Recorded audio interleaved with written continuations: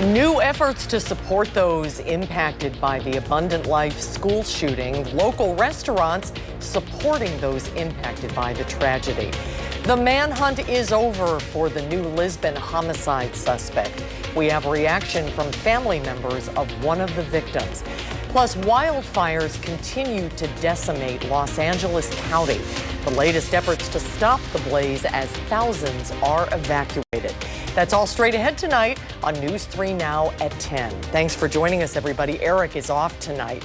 President-elect Trump can be sentenced in his New York hush money case tomorrow. That comes after a 5-4 Supreme Court decision rejected Trump's emergency request to delay the proceeding. In a brief one-paragraph statement tonight, the High Court said some of Trump's concerns could be handled during an appeal.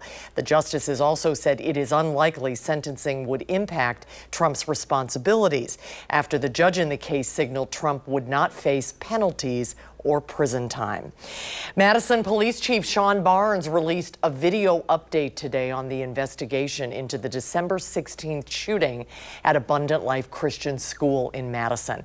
Barnes said 21 shell casings and 2 firearms were collected from the scene after a 15-year-old girl opened fire, killing a 14-year-old student, a teacher, and herself. Barnes did not say where the firearms were purchased and said detectives are still analyzing evidence to determine a motive. No charging decisions will be made until detectives have had time to review all physical and digital evidence linked to this case. Again, this is a lengthy process, and there could be several more weeks or months before a decision is made. Barnes is asking people to visit the Abundant Life Christian School shooting facts page to get the latest information. Tonight, you may have noticed an ALCS sign in front of 2 very busy Texas Roadhouse locations. Both the one on the west side on Watts Road and the east side on Anamark Drive hosted a fundraiser tonight benefiting victims of the school shooting. Arman Rahman shows us how the community came together. This is not your typical Thursday night for any restaurant. I was told that by 6 p.m., more than 700 people had come through the West Side Texas Roadhouse location to have 100% of the cost of their good meal go to a good cause. We're ready, all hands on deck. All hands mean 25 servers, 5 to go, 5 bussers, 2 bartenders, and 35 people in the kitchen. But managing partner Michaela Besky says for all of them, it was a no-brainer. But I asked if anybody would like to come and help and volunteer, and just about all of my staff raised their hands. So they were all ready. It may sound like just a busy night of rolls and bring on the steak, but the underlying reason, an appetite to help. I think as a community, we're all impacted by the tragic events and feel the aftermath of what it's like to have something like this happen so close to home. For some customers, it hit even closer to home than others. My cousin's kids go to the school, and my cousin teaches there too. She teaches in high school. Kyle Rogers remembers watching the tragedy unfold, not knowing how his family was doing. Anxiety, just worried that they're hurt or if they're injured or that they were killed. They were all safe, thank goodness. Since then, he came out to both this fundraiser and the Culver's drive-thru event earlier in the week. I think it's amazing, you know. I think more communities should step up and help out. All hands on deck, ready to lend a helping hand through an unimaginable struggle. I think in some way this event impacted people directly and indirectly. You can still donate by texting HELP for ALCS to the number 40403. Reporting on the west side of Madison, Arman Rahman, News 3 Now. And as of this morning, a spokesperson from the United Way says their ALCS Emergency and Recovery Fund has raised more than $250,000. And that doesn't even count the donations yet from Culver's or Texas Roadhouse tonight. Great to see the community coming together like that. A weak weather system will bring a few snow showers overnight. Alex has The details, no flurries out there yet, though. No flurries yet. In fact, I had to look up at the moon, and there's just a bit of a ring around the moon. And sometimes people ask me, what does that mean? It means high-level moisture is starting to move back into the area ahead of this weak weather system that's going to bring us some snow showers, some flurries, and a little bit of freezing drizzle tonight. So we don't want to let your guard down as we get further into the night tonight, that we'll eventually start to see a little light snow and a little freezing drizzle. And we can see that right now here as we take a look at our graphics here. That drizzle, freezing drizzle rather, that dusting of snow could impact overnight travel, especially closer to that morning rush hour. So overpasses, bridges, on-ramps, and the sidewalks too. If you're going to be walking dogs tomorrow morning, you just need to be a little bit careful. There might be a slick spot or two. There's a little bit of light snow out towards La Crosse and Decorah. It's going to make its way across southern Wisconsin tonight. It's a brief patch of snow mixed in with a little bit of that freezing drizzle, and it doesn't take much with that combo of a dusting of snow to a little bit of a light glaze out there to cause just a little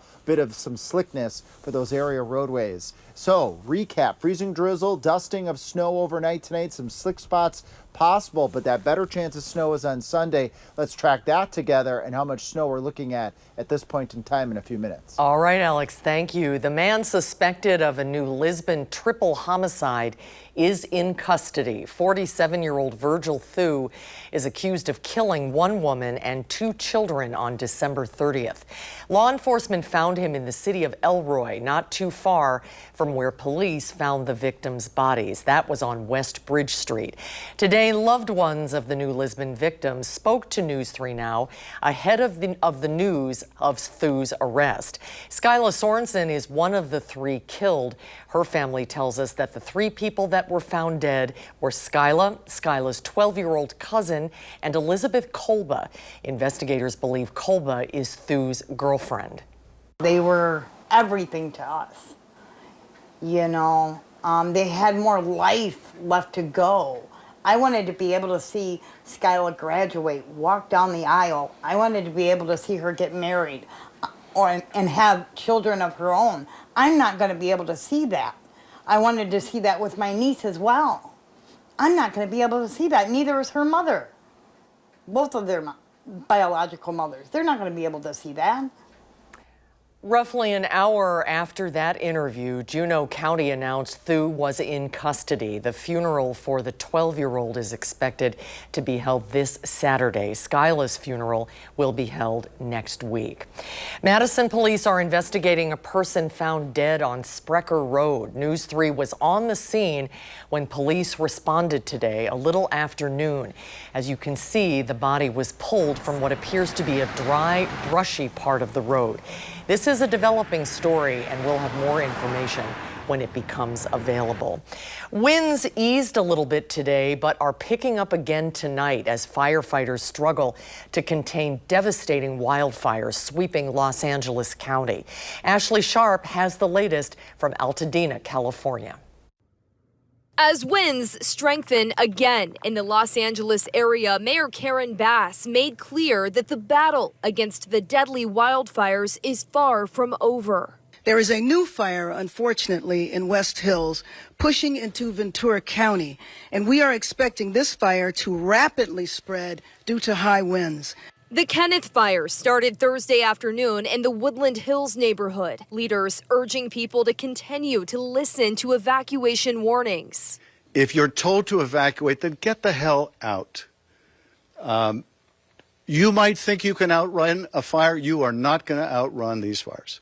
The 2 biggest wildfires, the Palisades fire along the coast and the deadly Eaton fire about 30 minutes inland, are raging out of control, leaving behind widespread destruction. I had the opportunity to fly this fire this morning, and the level of devastation is staggering.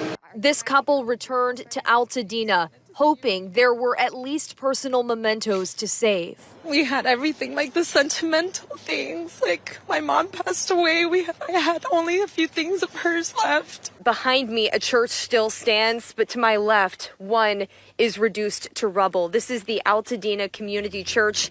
The sanctuary is no longer there. And just behind the church, a burning fire at an apartment building is still sending smoke billowing into the air. That's our house. You can tell it's next, and we're getting out. President Biden says more help is on the way. The federal government will cover 100% of the cost for 6 months. Ashley Sharp, CBS News, Altadena, California. The mayor of Los Angeles is facing questions over the timing of her trip to Africa, which was cut short, and questions about cutbacks made to the city's fire department. Governor Tony Evers announces a new executive order declaring an energy emergency in the state. Executive Order 253 will help deliver residential heating fuel, including oil and propane, throughout the state. Due to Winter Storm Blair, there is an increase in demand for heating fuel, causing a strain on product delivery. The executive order provides a 30-day waiver of certain state and federal hours of service restrictions, allowing supplies to get caught up from weather-related delays. The U.S. Department of Transportation is investing millions of dollars into Amtrak's Borealis service. The service line runs from Chicago to Minneapolis with 8 stops in Wisconsin. The federal investment totals over $38 million. This funding looks to fill existing schedule gaps in Wisconsin's commuter rail service. The project is part of the bipartisan infrastructure law, which includes $102 billion in total rail funding. Well, since 2010, the local nonprofit Joey Song has helped raise more than $1.3 million to support epilepsy research. Joey Song now holds a series of concerts at the Sylvie in Madison, beginning tonight. Steve Porcaro of Toto and John Resnick of the Goo Goo Dolls are just 2 of dozens of bands taking the stage over the next 3 nights to raise money for epilepsy research. The foundation was established in 2010 in memory of Joey Gamal, who suffered from a rare and debilitating form of epilepsy known as Dravet syndrome. Gamal died just days before his 5th birthday. We as a family wanted to try to do something, as we still say today in Joey Song, to help the next family. Somebody today is in a doctor's office getting a really crummy diagnosis, and we want them to know that there's somebody out there fighting for them. So we focus on Joey Song on funding research grants. We've been very fortunate to fund some $250,000 research grants for some very smart people at universities to try to find treatments and cures to stop people losing lives and futures to this terrible disease. Tickets can be bought online at joeysong.org. The wonderful world of Willy Wonka is being brought to southern Wisconsin over the next week. The Sun Prairie Civic Theater is performing Roald Dahl's Charlie and the Chocolate Factory. The play is based on the famous book and the hit movie. Over 70 people from Sun Prairie and the surrounding area are bringing the production to life. There are some of the songs from the movie in this show and the ones that people expect, like Pure Imagination and Candyman. So you get to see those, but you can never really replicate that original. And our production is going to be completely different, but they're still going to know, oh, it's Charlie and the Chocolate Factory, it's Willy Wonka. They're going to know the story. The play runs from January 10th to the 12th and once more from the 17th to the 19th. You can get tickets at sunprairiecivictheater.com.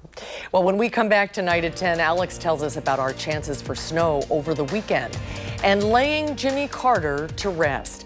The service is held in Washington, D.C. for today's National Day of Mourning. That's coming up next.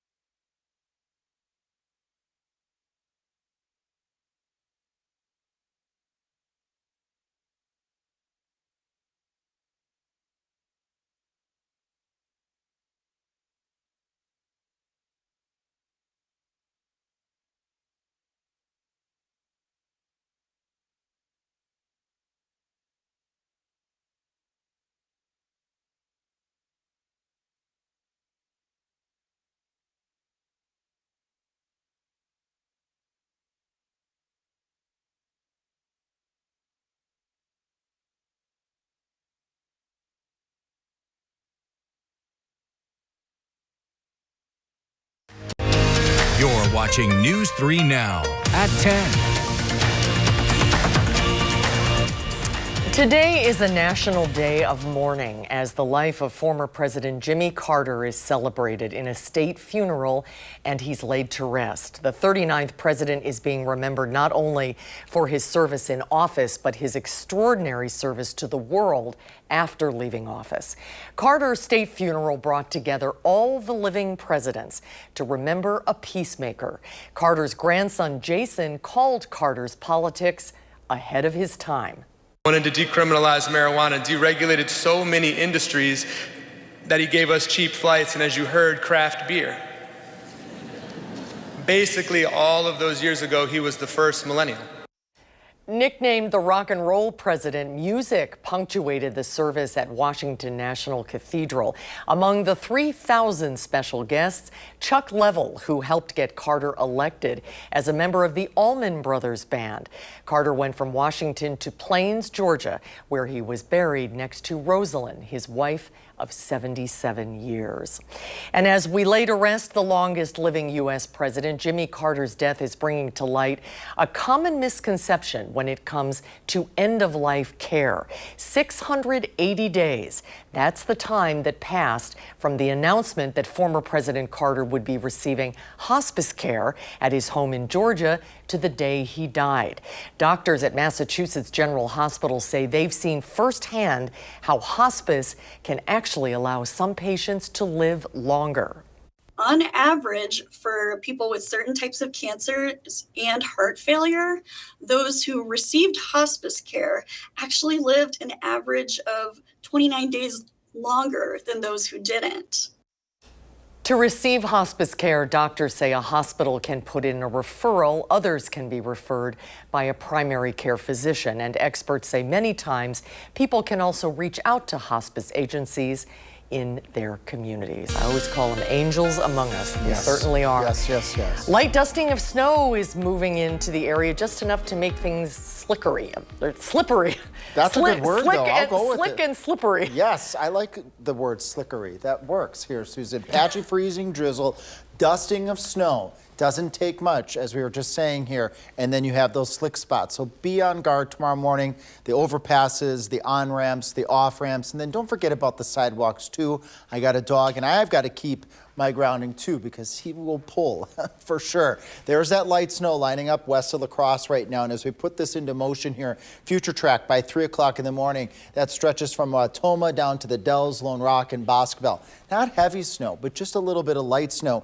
And sometimes when the snow is at light consistency, you have the environment for freezing drizzle to come down as well. That also accumulates. 5, 6 o'clock in the morning, that's coming through Madison during the morning rush hour, if not just before. So again, take it easy tomorrow morning. Sometimes you can run into those slick patches and they're hard to see as well. Dusting at most across southern Wisconsin. With this weak weather event, we got another weather event that we've been talking about for a while, and that's coming in now as early as Saturday night, peaking on Sunday. Could be impactful for southern Wisconsin with a few inches of snow. So let's go to town and explain this one here. It's a clipper-like system coming in from the north and from the west, although it's going to track a little bit further to the north, taking the heavier snow to central and northern Wisconsin. But we're still going to get some snow very likely in southern Wisconsin as early as 12 o'clock, Dells, Richland Center, Viroqua, Boscoville, Madison, and then all of southern Wisconsin, rather, as we go through the morning hours on Sunday, going on to the noon hour on Sunday. Breezy conditions as well, but the center is to the north and the heavier snow should stay to the north. So that period of snow, it looks like it's going to be about from, let's say, midnight Saturday night through approximately the early to mid-afternoon hours on Sunday. Accumulations 1, maybe 2 inches. That isolated 3-inch amount, Juneau, Adams, Marquette, Green Lake counties, you can't rule out that isolated 3-inch amount with this weather system, but keeping an eye on it. If it comes a little bit further to the south, a little bit higher snow totals are possible. We got 25 in Madison right now. Clouds are filling in as we speak out ahead of our current weak weather system, and this weak weather system will move out of the area as we go into Friday, making for actually a mild day for a change here. Temperatures in the upper 20s to the lower 30s. That's actually at or just a touch above normal. There's the clipper-like system after a nice Saturday. I just dropped the temperature for Tuesday at 12, the morning low temperature of 0. But we warm up pretty quickly right after that with cloudy skies towards the end of the 10-day period. Want to say thanks to Rhonda real quick from Belmont, sending us this filtered sunset picture. We've had plenty of those days with the clouds out there. Scan the QR code and we can get your photos on there so we can show the weather in Wisconsin. And coming up in sports, focused on the next. Why after a great first half of their season, the Badgers are only looking forward. That's next on News 3 Now.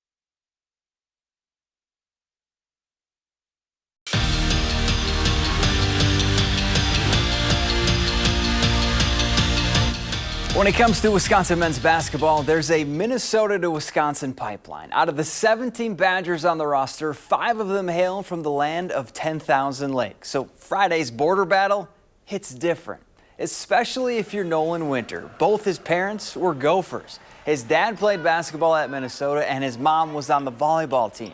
Nolan, well, he made the smart choice and is looking forward to some bragging rights. Obviously, it's a bigger game for sure than the others, but my dad's and my mom both went there, but they're not trying to amp it up to me and get me a little more riled up. I mean, we all know kind of it means a little more, but I would say it's not as much pressure as a freshman coming in here, knowing that, you know, we're going against my home state, who obviously is a good team. I was really nervous last year, but going into this year, I'm kind of more comfortable. High school girls hoops, Argyle Pecatonica hosting Albany Monticello in a battle of unbeatens. Space Stallions got off to a good start. Delana Trumpy spinning and winning in the paint to give Albany Monticello a 7-point lead. Now Avery Steiner doing her part to bring the home team back. She's going to dial one up from deep for 3 of her 9 first-half points. Steiner finished with 15, but the Orioles could not contain Heidi Olson, the freshman. Stops and pops for 2. Olson dropped in 15 as Albany Monticello moves to 13-0 with a 51-46 win. Wisconsin women's hockey now turns their attention to Minnesota State, and this series has been all Badgers. Mark Johnson's squad has beaten the Mavericks 18 straight times, and the last time they lost to them at home was 2014. They swept them in Mankato about a month ago, but all that is in the past. The only thing this group is focused on now is their next skate, and that's Saturday at 5 o'clock. Don't get distracted by anything, don't look at anything other than what's ahead. I mean, don't look in the rearview mirror, because if you look in the rearview mirror, eventually you're going to run into something. Foot is on the gas at all times, and that's kind of what we work for in practice. And then as a group, it's kind of just like, all right, now it's time to play the game. We've done the work in practice. Let's just have fun out there. And just a reminder to check out this week's Wisconsin Huddle with Layla Edwards. Show airs tomorrow night at 6:30 right here on News 3 Now. We're back after this.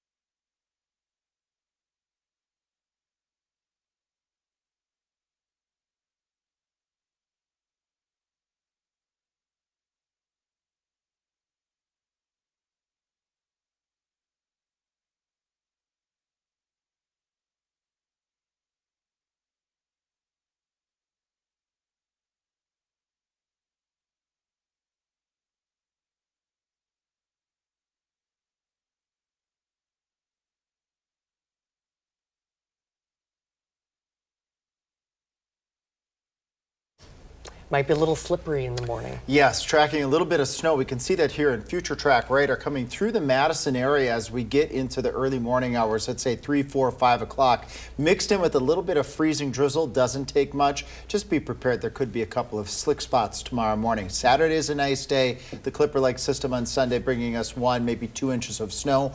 We go cold for Monday and Tuesday, and then we see those temperatures work their way back up to normal by the end of next week. 30, that'll be good. But 30, 12, great. high at 12. Ouch. Short-lived. Yeah. Have a great night, everybody. Thanks so much for watching. See you back here tomorrow.